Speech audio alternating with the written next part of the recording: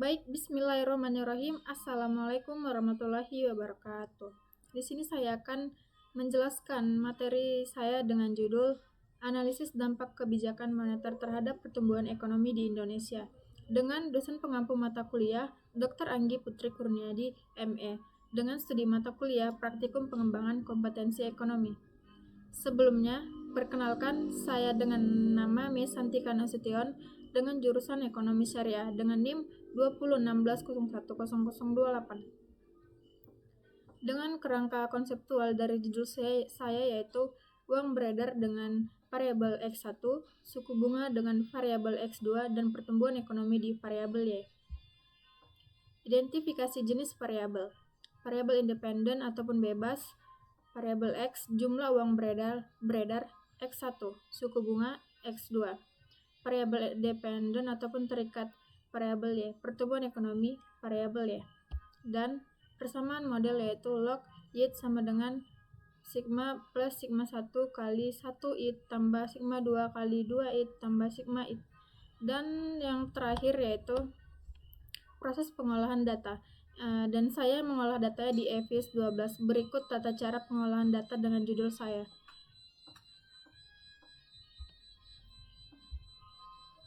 Terlebih dahulu kita masuk ke EVIS dan kita buat create a new EVIS work file. Setelah itu balance panel dan annual.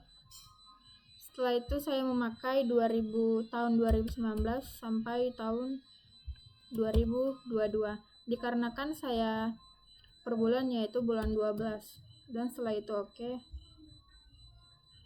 Setelah itu kita klik quick ke empty group dan kita mengcopy file kita di Excel, copy, dan setelah itu kita paste ke empty group tadi. Setelah datanya sudah dimasukkan, kita cek apakah sudah betul atau tidak, dan setelah data kita sudah betul, diperiksa lagi ke bawah. Setelah itu kita close dan yes. Setelah itu kita klik quick dan estimate equation. Kita masukkan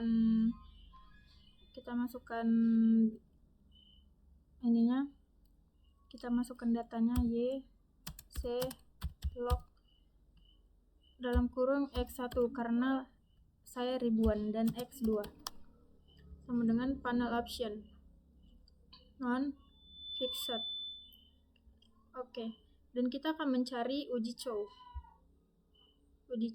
fixed random atau FX testing, dan redundant fixed FX likelihood ratio. Dan ini dia uji chow.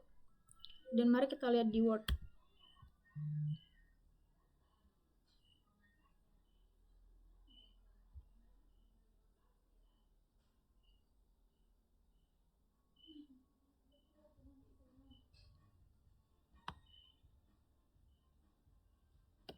Dan setelah dapat uji chow-nya, jangan lupa kita copy dari data kita dan kemudian dimasukkan ke Word. Setelah itu kita akan mencari sebelumnya uji chow saya yaitu nilai probabilitas 0,0289 lebih kecil dari 0,05, maka yang dipilih adalah model FEM. Dan setelah kita selesai mencari uji chow, selanjutnya kita akan mencari uji Hostman. Kemudian kita kembali ke data, kita klik estimate, panel option, fixed dan random, dan klik OK. Kemudian view, kemudian fixed atau random, dan kita pilih Hostman. Dan setelah keluar, mari kita cek lagi di Word. Dan ini. Dan setelah keluar data uji Hostman, jangan lupa di copy dan dimasukkan ke Word. Dan uji Hostman saya yaitu nilai probabilitas 0,8044 lebih besar dari 0,05, maka yang terpilih adalah data model RAM. Dan setelah data model RAM-nya dapat, kita akan lanjut ke hasil uji LM. Kemudian kembali ke data, klik estimate, panel option, random, none, oke, dan klik view. Kemudian fixed random, dan kemudian di Lagrange multiplier atau LM. Nah, kemudian setelah keluar, mari kita cek lagi di Word. Dan kita pastikan apakah sudah benar atau tidak datanya. Dan setelah benar, jangan lupa mengcopy dan kemudian dimasukkan ke Word data tersebut. Setelah itu, kita akan mencari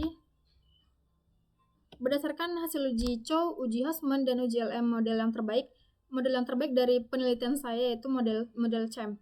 Kemudian setelah 3 model tadi sudah didapat, kemudian kita akan lanjut ke hasil uji asumsi klasik.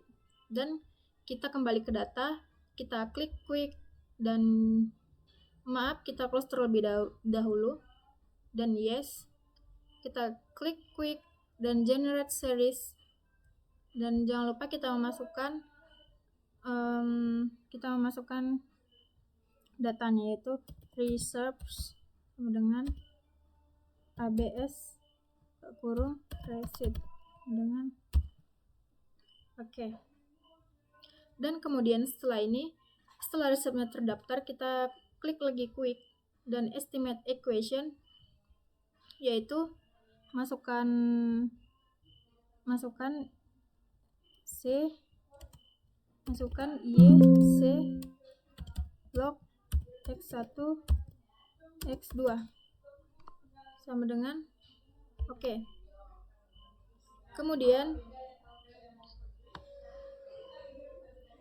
Kemudian setelah uji heteroskedasisitasnya keluar, kita cek kembali apakah sama atau tidak. Kalau tidak, berarti ada yang salah di data kita.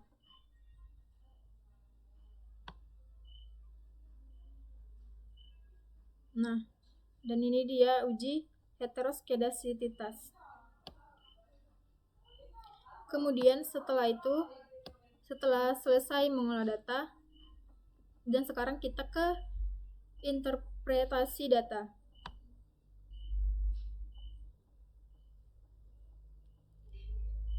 Nilai koefisien 10,55 artinya apabila uang beredar meningkat sebesar 1%, maka pertumbuhan ekonomi pada tahun 2019 sampai 2022 akan turun sebesar 10,55%.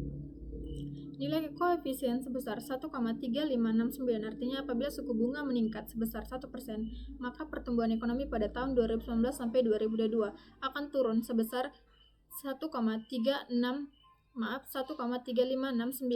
Nilai koefisien determinasi atau R-square yang didapatkan oleh 0,123475 artinya adalah variabel independen yang terdiri dari jumlah penduduk PDB, kontribusi sektor pertanian, dan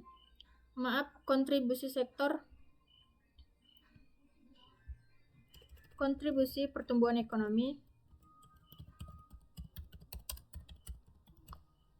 dan uang beredar dapat menjelaskan perubahan pada variabel dependen yaitu pertumbuhan ekonomi pada 2019-2022 sebesar 12,3475 dan sisanya sebesar 87,6525. Hasil uji simultan ataupun uji F terlihat tidak signifikan 0,058808 yang artinya bahwa variabel independen yang terdiri dari uang beredar dan suku bunga tidak berpengaruh signifikan terhadap variabel dependen pada pertumbuhan ekonomi tahun 2019-2022. Hasil uji parsial ataupun uji T, variabel uang beredar mempunyai nilai prop 0,0297 lebih besar dari 0,05. Artinya bahwa jumlah penduduk mempunyai pengaruh yang signifikan terhadap pertumbuhan ekonomi pada 2019-2022. Dan selanjutnya yaitu variabel suku bunga mempunyai nilai probabilitas 0,0308 lebih kecil dari 0,05, yang artinya bahwa suku bunga mempunyai pengaruh yang signifikan terhadap pertumbuhan ekonomi pada tahun 2019-2022. Dan bisa kita lihat di hasil uji heteroskedastisitas saya dengan gambar sebagai berikut. Dengan nilai probabilitas untuk seluruh variabel independen ataupun pertumbuhan ekonomi yang beredar suku bunga suku bunga adalah kecil dari 0,05 sehingga penelitian ini terbebas dari heteroskedastisitas. Dan bisa kita lihat di hasil uji multikoliniaritas, dan ini dia hasil uji saya.